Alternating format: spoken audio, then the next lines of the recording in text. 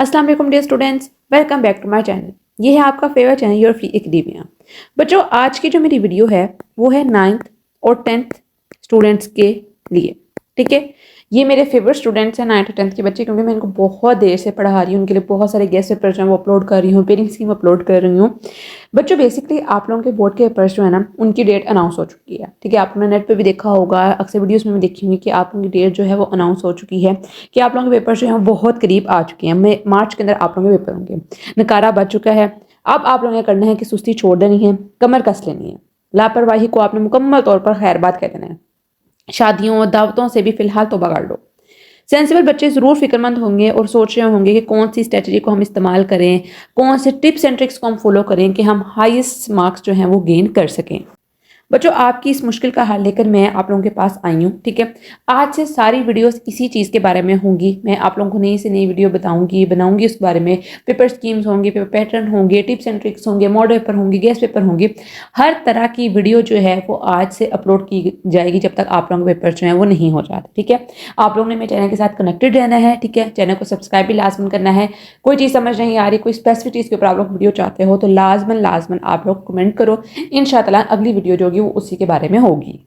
Okay बच्चों, basically मैं आज की वीडियो में आप लोगों को कुछ स्टेप्स बताने वाली हूँ। या समझ लेंगे कुछ ऐसे गुर हैं जो मैं आप लोगों को बताऊंगी। अगर तो आप लोग बच्चों इन पर अमल कर लोगे तो यकीनन बच्चों आप लोगों के 100% मार्क्स जो हैं वो लाजमन आ जाएंगे। ठीक है, और अगर फॉलो नहीं करोगे तो बच्चों नहीं कर पाओगे। ठीक है, मैं आप लोगों को बता रही हूँ अभी। आप लोग इसको रोड मैप भी कह सकते हो, आप लोग इसको हैक्स भी कह सकते हो।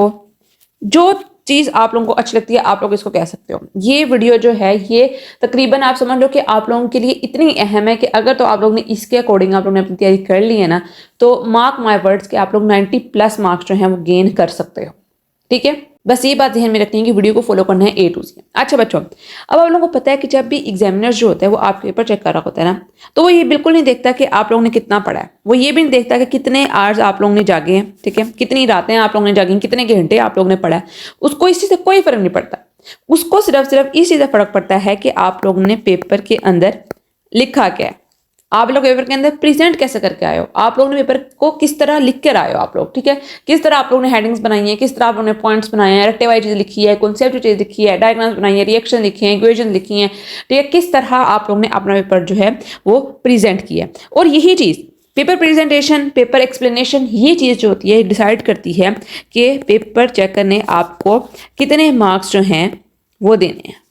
हम में से बहुत सारे बच्चे जो होते हैं वो इस चीज़ को बारे में बड़ा कंफ्यूज हो जाते हैं कि भाई हम तो अच्छा खासा लिख कर आए थे कि फिर हमारा नंबर पता नहीं क्यों नहीं है। बच्चों, अच्छा लिखने के साथ साथ पेपर प्रेजेंटेशन भी एक चीज़ होती है। ठीक है, आप लोग सब कुछ लिखा लेकिन गंदा मुंदा लिख कर आओ और बिल्कुल समझ ही ना आ रहा हो, पढ़ा ही ना जा रहा हो, ठीक है, रीडेबल ही ना हो, तो उसके आप लोगों को क्या मार्क्स मिलेंगे। ठीक है, तो मेन फोकस आप लोगों ने इस चीज़ पर रखना है कि आप लोग पढ़ाई भी करो साथ और साथ पेपर प्रेजेंटेशन भी देखो कि किस तरह पेपर को हमने प्रेजेंट करना है। और अभी से आप लोग इस चीज़ों को फॉलो करोगे ना तो आप लोग पेपर वाले दिन प्रोफिशिएंट हो जाओगे, आप लोगों की एफिशिएंसी इंक्रीज कर जाएगी। क्योंकि अगर आप लोग पेपर वाले दिन इसको इंप्लीमेंट करने की कोशिश करोगे, मार्क का यूज टाइम पे करोगे, तो आप लोगों को टाइम ज़्यादा लगेगा।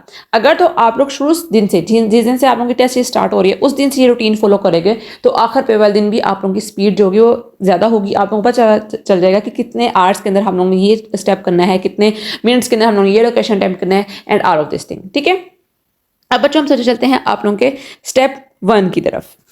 स्टेप 1 है बच्चों, how many chapters you need to study। अमूमन सारे बच्चों की बेसिकली यही स्कीम होती है, उनके जहन में यही होता है कि हम लोग ने अपना ज़्यादा से ज़्यादा सिलेबस जो है वो कवर करना है। हमारी कोशिश ये होती है कि हम सिलेबस ज़्यादा कवर करें, इसके अंदर ज़्यादा से ज़्यादा चैप्टर्स हमारे पास जो हैं वो कवर हो जाए। लेकिन अक्सर क्या होता है कि सिलेबस कंप्लीट करने के चक्करों में, चैप्टर्स कंप्लीट करने के चक्करों में बच्चों की एफिशिएंसी जो होती है वो बुरी तरह मुतासिर होती है। क्यों? क्योंकि बच्चे करते हैं कि सपोज अगर किसी बुक के 6 चैप्टर्स हैं, बच्चे करते हैं उनके पास टाइम बहुत थोड़ा मीन्स कि उनके पास सिर्फ रिवीजन का टाइम है 4 से 5 घंटे उनके पास, तो वो क्या करेंगे, शुरू हो जाएंगे करना, भाई हम कर लेते हैं। तो क्या करेंगे, इसमें से कुछ चीज़ें छोड़ देंगे, एक चैप्टर में से कुछ चीज़ें छोड़ देंगे, दूसरे में से छोड़ देंगे। तो बेसिकली वो क्या करते हैं, वो आधा अधूरा काम करते हैं, आधी चीज़ याद कर लेते हैं, आधी चीज़ छोड़ देते हैं और उनको पता ही नहीं चलता कि हमने इंपॉर्टेंट चीज़ याद करनी है कि नॉन इंपॉर्टेंट चीज़ याद करनी है। वो शुरू होते हैं और बाद में बोर हो जाते हैं। ठीक है, तो बेसिकली यहाँ पर इस वीडियो को बताने का मकसद ये है कि जब भी आप लोग अपने पेपर की तैयारी करो तो बेसिकली अपने जहन के अंदर एक चीज़ रखो कि हम लोगों ने चैप्टर्स करने कौन कौन से हैं, ठीक है। हमारी पेयरिंग स्कीम क्या है,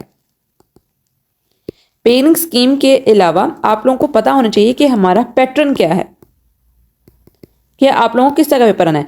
अगर तो आप लोगों को पता होगा कि इस चैप्टर्स में से इतने शॉर्ट आते हैं तो आप लोग उसको सारी बातें ज़्यादा तवज्जो दोगे, ठीक है। आप लोगों को पता होगा कि इसमें से हमेशा लॉन्ग आते हैं तो आप लोग उसको ज़्यादा इंपॉर्टेंस दोगे। तो बेसिकली बच्चों क्या होता है, इस स्टेज के अंदर बच्चे क्या करते हैं कि वो कॉन्सेप्ट्स अपने क्लियर बिल्कुल नहीं करते हैं, रट्टा लगाने की कोशिश करते हैं, इंपॉर्टेंट चीज़ों को तो सीरियस इग्नोर कर देते हैं क्योंकि उनको पता ही नहीं होता, उन्होंने सर्च ही नहीं किया होता कि हमारी चीज़ें इंपॉर्टेंट कौन सी हैं और नॉन इंपॉर्टेंट कौन सी हैं। आप बच्चों कुछ क्वेश्चंस ऐसे होते हैं जो 12 पेपर में रिपीट होते हैं, मींस कि आप लोगों को पता है कि बुक जो है वो इतने सालों से एक ही है, ठीक है।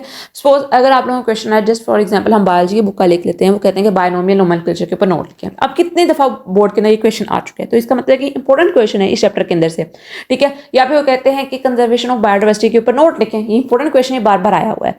अब देखो बच्चों, अगर तो बच्चा क्या करता है, ये चैप्टर स्टार्ट से लर्न करता है और इस टाइम तक आते आते उसकी बिल्कुल एनर्जी जो होती है वो डाउन हो जाती है, तो क्या करेगा, इसको बस ऊपर ऊपर से पढ़ लेगा, अच्छी तरह उसको याद करने की कोशिश नहीं करेगा। तो इससे क्या होगा कि उसके पास जो रेलिवेंट मटेरियल होगा ना वो बहुत कम होगा।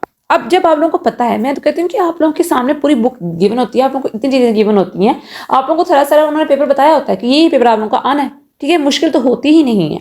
तो अगर आप लोग उस क्वेश्चन के लिए रेलिवेंट मटेरियल इकट्ठा नहीं करोगे, ठीक है, और पेपर में जाके वैसे ही लिखा होगे जैसे आप लोगों के फजूल कमेंट, आप लोगों के जहन में कॉन्सेप्ट्स हैं बिल्कुल आप लोगों को क्लियर नहीं है, ठीक, कंफ्यूज स्टेट के अंदर आप लोग लिखोगे तो आप लोगों के मार्क्स नहीं आएंगे, ठीक है। बच्चे यहाँ से कंफ्यूज होते हैं।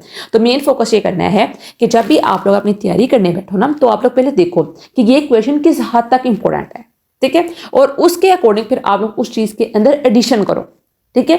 अब आप लोग को पता है कि जो 100% स्टूडेंट्स हैं, ठीक है, सपोज उसमें 100% के अंदर 95% बच्चों ने क्या किया होना है, वो ही सेम बुक वाले लाइन्स लिखी होनी है।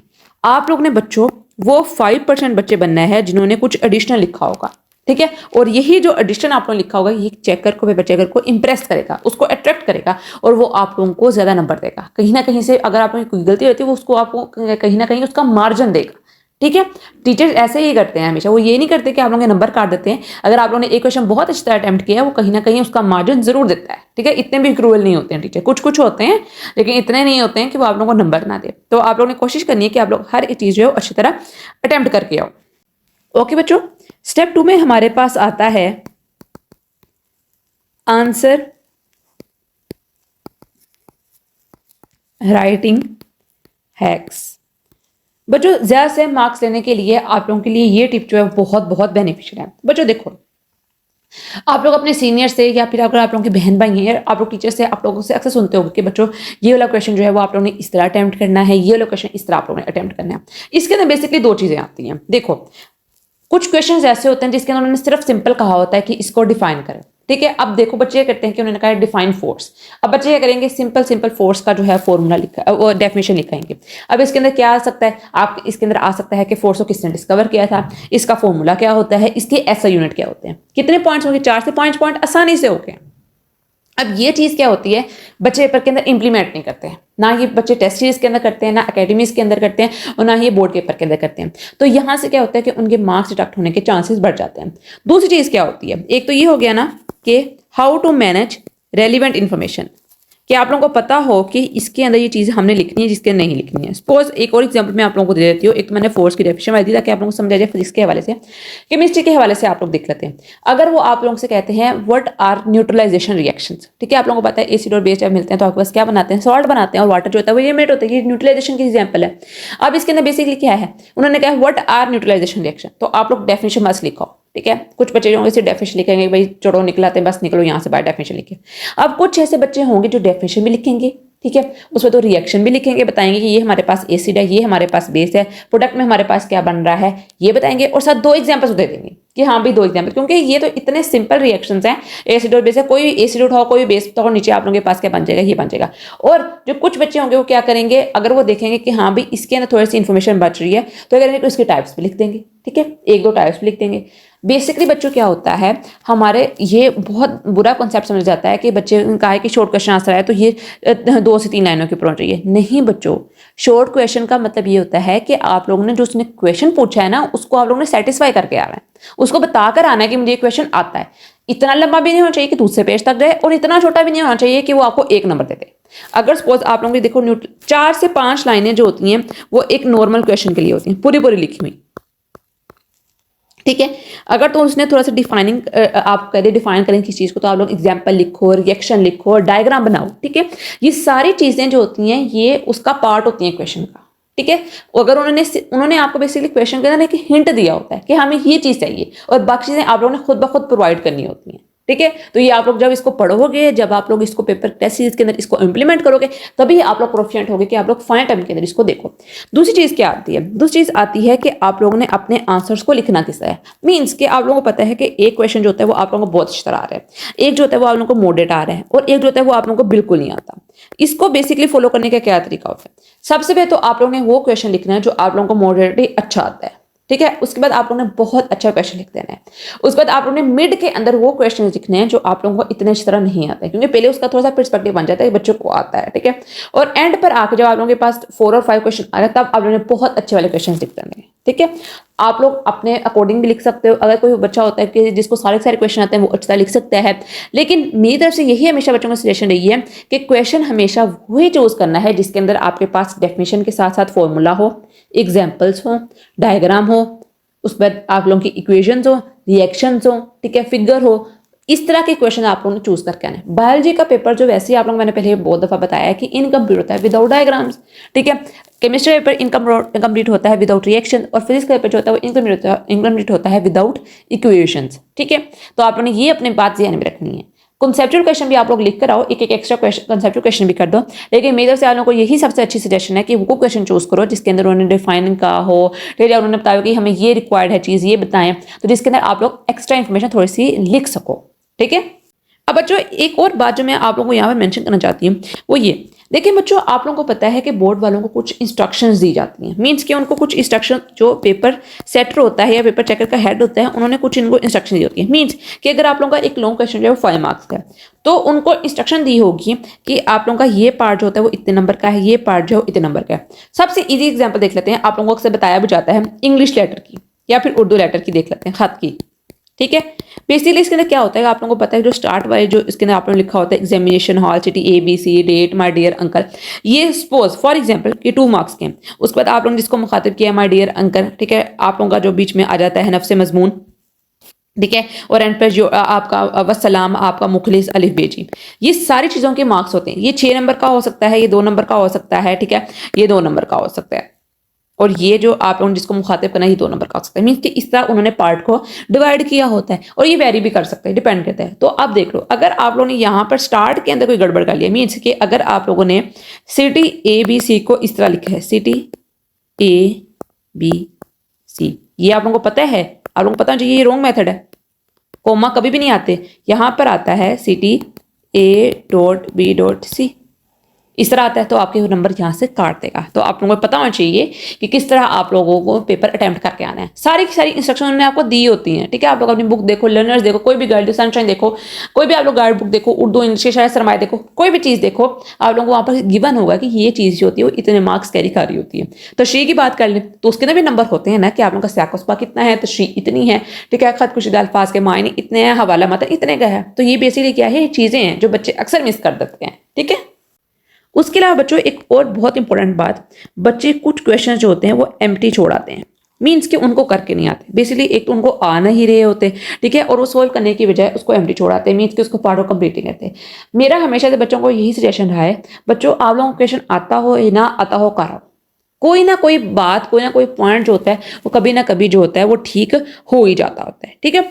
अगर कोई चीज़ आप लोगों को याद नहीं हो रही है, मीन्स कि अगर आप लोग पेपर के दौरान कर रहे हो और आप लोगों को मुश्किल लग रहा है, ठीक है, पेपर्स की आप लोग प्रिपरेशन कर रहे हो, तो इसका सबसे पहले हल यही है कि आप लोग कुछ उसके इंपॉर्टेंट की पॉइंट्स जो हैं वो अपने जहन में रख लो, ठीक है। आप लोग अपने जहन में याद रख लो कि हाँ भाई इस क्वेश्चन की ये इंपॉर्टेंट की पॉइंट्स है, इस क्वेश्चन के ये वाले इंपॉर्टेंट की पॉइंट्स हैं। अगर आप लोग ये टेक्निक फॉलो करोगे ना तो बच्चों आप लोगों को इसका बहुत बहुत फायदा होगा, ठीक है। नेक्स्ट बच्चों एक बहुत इंपॉर्टेंट बात वो ये कि जब भी आप लोगों ने अपना क्वेश्चन लिखना है या कोई भी आंसर लिखना है तो आप लोगों ने जो इंपॉर्टेंट बातें उसको अंडरलाइन कर लेना है। आप लोग मार्कर का यूज़ भी कर सकते हो, लेकिन अगर आप लोगों की स्पीड नहीं बन रही है तो आप लोग पेन से लिखो, उसको अंडरलाइन कर दो मार्कर के साथ, ठीक है। That would also be okay, ताकि जो पेपर चेकर होगा वो जल्दी जल्दी आप लोगों के पॉइंट्स को जो है वो पिकअप कर ले और जल्दी उसका पेपर चेक हो जाए, उसका टाइम बच जाए, ठीक है। ये चीज़ पेपर चेकर को बहुत अच्छी लगती है कि बच्चे ने पेपर जो होता है वो बहुत विजिबल लिखा हो, ठीक है। इंपॉर्टेंट पॉइंट्स जो होते हैं वो अंडरलाइन किए हो। आप लोगों को पता है तभी हम जो शेयर वगैरह होते हैं, कोटेशंस होते हैं, मार्कर में क्यों लिखते हैं, ताकि जल्दी जल्दी कैचर उसको कैच कर ले, ठीक है। और ये बात हमेशा ध्यान में रखनी है कि जो चीज़ आप लोग अंडरलाइन कर रहे हो उसके अंदर कोई मिस्टेक नहीं होनी चाहिए, उसके अंदर जरा बराबर भी गलती नहीं होनी चाहिए, ठीक है। ये बहुत बुरा इंप्रेशन जाता है चैतों के ऊपर कि अगर आप लोगों ने जो आप लोगों ने मार्कर की चीज़ हाईलाइट की हुई है वो आप लोगों ने गलत लिखी हो, ठीक है। और उसके अलावा बच्चों एक और बात कि आप लोगों ने स्पेस का बहुत ध्यान रखना है। पेपर को आप लोगों ने अपना ज़ाया नहीं करना, ठीक है। शीट्स आप लोगों को हो सकता है वो देना, ठीक है, मोस्ट प्रोबेबिलिटी, क्योंकि अब उन्होंने बेसिकली नंबर इंक्रीज कर दिया शीट्स का, वो देते भी नहीं है अक्सर। आप लोगों ने कोशिश करनी है कि आप लोग इस तरह पेपर मैनेज करो कि आप लोगों का जो एक क्वेश्चन के बाद जो है थोड़ी सी स्पेस बचे और नेक्स्ट क्वेश्चन स्टार्ट करो, लेकिन इतना भी यूज़ नहीं करना आप लोगों ने पेपर कि आप लोगों के क्वेश्चन भी बाद में रहते हो, सिर्फ शॉर्ट क्वेश्चन आप पूरी शीट के पूरे करो, ठीक है।